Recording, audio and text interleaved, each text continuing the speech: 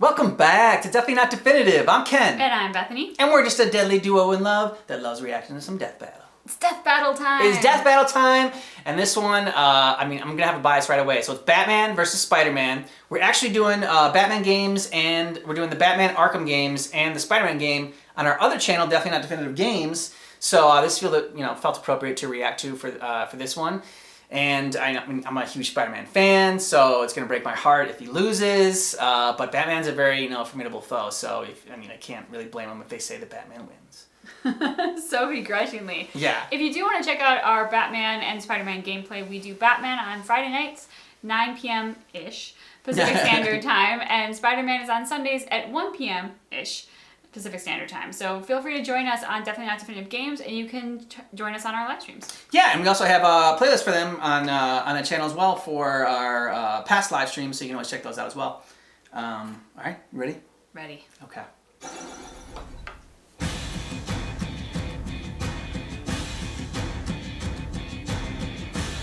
They're the guardians of the night, the superhuman saviors of the lone and helpless. Bruce Wayne, the Batman. And Peter Parker, the Spider-Man. It's no secret that given time for prep, both Batman and Spider-Man can defeat pretty much any opponent. Which is why we're pitting them against each other with only their standard equipment, gladiator style. He's Wiz and I'm Boomstick. And it's our job to analyze their weapons, armor, and skills to find out who would win a death battle. The Dark Knight is a master of the shadows. Using intimidation as a weapon, he Love patrols music. the streets Yes. of Gotham City. You know you're doing something right when people are terrified at just your shadow. After his parents were murdered by a common thug, Bruce Wayne dedicated his life to fighting the criminal underworld.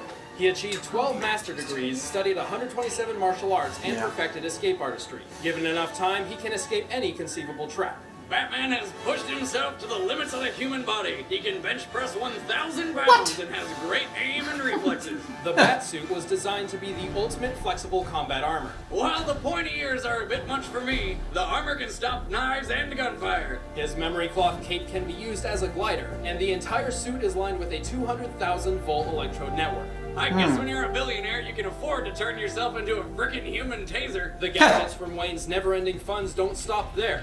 His utility belt carries dozens of different tools that can get him out of practically any situation. That Yeah. belt has pretty much everything. Grappling hook, explosives, beer. Maybe not that last one, but mine would. Notable gadgets include a gas mask, tear gas, smoke pellets, a kryptonite ring, remote detonated plastic explosives, and his trademark grapple gun.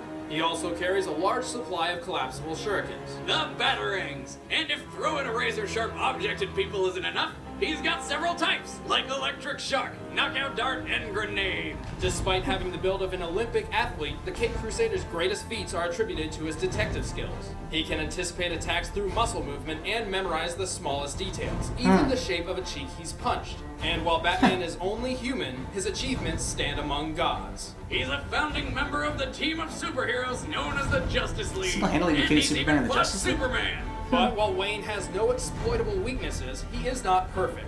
His mental stability has often been called into question. Well, let's see. His parents were killed in front of him as a child. He uses his money to beat the shit out of people dressed as a giant bat and keeps employing 12-year-old sidekicks. He's clearly not all there. But he is a survivor. He endured being broken in half, fighting the other members of the Justice League, complete disintegration, and being stranded in the past as a living time bomb of galactic destruction. Wait, what? Oh. Yet he somehow pulled through every time. Why? Because he's the goddamn Batman. Where are you?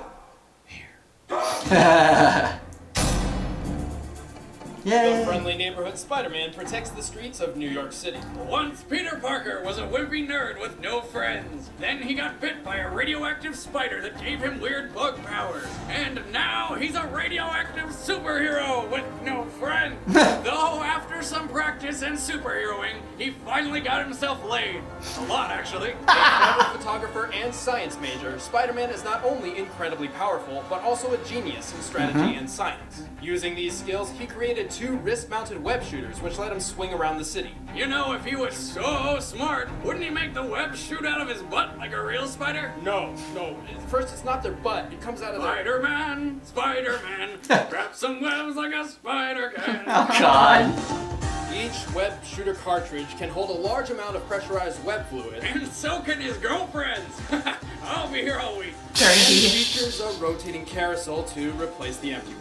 His spider powers give him superhuman strength, speed, agility, and durability. He can run up to 200 miles per hour, lift over 10 tons, and take a friggin' grenade to the face. He can even knock a dinosaur out cold with a single punch.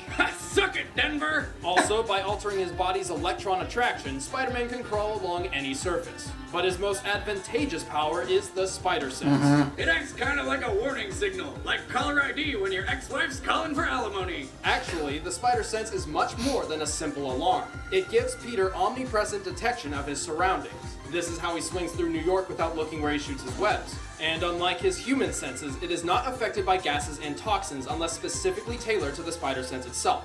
However, it's up to Spider-Man to recognize and react to its warnings, so it can be tricked if he doesn't think he's in danger. Still, paired with his speed, Spider-Man is almost untouchable. He can even dodge automatic fire. His unique martial art, the Way of the Spider, utilizes the spider sense to its fullest. Spider-Man can go toe-to-toe with the most advanced masters of combat, even while blindfolded. No wonder other superheroes don't like this guy. I mean, the friggin' spider sense does everything for him. Speaking of which, somehow Spider-Man once tried to join the Justice League, but was rejected by Batman. Ouch. I bet he wishes he could fight old bats in a battle to the death. Oh, wait! For all his amazing powers, Spider-Man is not invincible. His bright and colorful costume makes stealth difficult, his durability has limits, and the oddly specific ethyl chloride pesticide is his kryptonite. Also, any enemy with speed comparable to his can outmatch his spider sense. Still, if those are his only limitations, how come sometimes he gets shot by a stray bullet? Lazy writing. Wait! Who are you? You know who I am. I do? Your friendly neighborhood Spider-Man. Alright, the combatants are... I don't know, the pesticide Batman might have. And, Ethyl chloride. yeah. Batman will have done his research. He'll know that. Audible.com is the leading provider of downloadable. They said it's only what they digital normally audiobooks have ranging from at their every disposal. genre. With So they over can't, like, 100,000 plan for titles this. that you can download So. to your MP3 player, you can listen to any book, anytime, anywhere. It's like having your own robot slave read you things. Go to audiblepodcast.com/deathbattle to sign up to get a free audiobook of your choice. But right now, it's time for a death battle!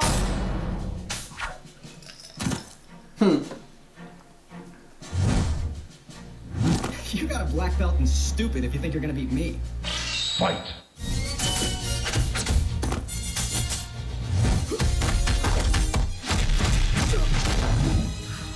His punches just sound harder. Yeah. It's just not your day. Oh! Sorry, he doesn't need the... His spider sense would go off. Ooh. Focus points. Come on, Spidey. Getting your ass kicked. It's alright, he doesn't need the light. Nice!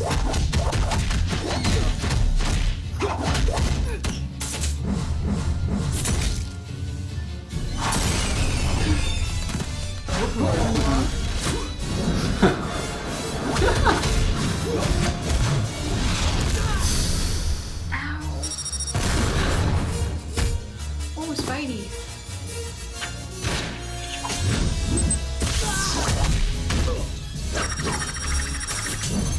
Ooh. There we go. Good job, Spidey. Having fun yet?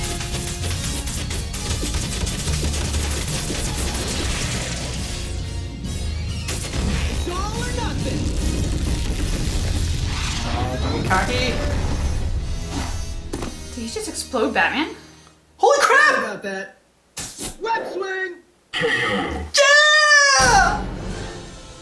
Damn, that was brutal! Oh my God. Do it again! Despite Batman possessing more skill and knowledge, Spider-Man's abilities ultimately overpowered his arsenal. To be fair, Bats might have been able to deal with Spidey's Main villain strength Green and Goblin speed, shares same but that similarities with damn Batman. Spider Yeah. sense changes everything. Right, the Spider Sense counters surprise and stealth, Batman's most valuable weapons. But how could Batman lose to a wimpy spider nerd when he defeated the entire Justice League on his own? Many of Batman's greatest achievements have required weeks or months of preparation and planning, which can hardly be compared to the one-on-one confrontation of a death battle. Keep in mind, Okay. if we had given Batman prep time, the same would be done for Spider-Man.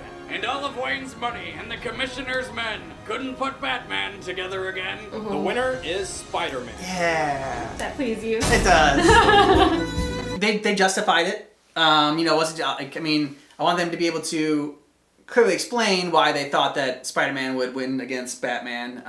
They did a good job of saying in the beginning how this is just them like meeting without any preparation or anything like that. Because if Batman was able to prepare beforehand, he would get like the pesticide or whatever that would knock out Spider-Man's abilities. And it's not like Spider-Man hasn't been able to prep before for a battle like they said, but I think maybe given enough prep, Batman will probably win. But just head to head, without any preparation, I'm glad Spider-Man won. I'm glad they justified it reasonably.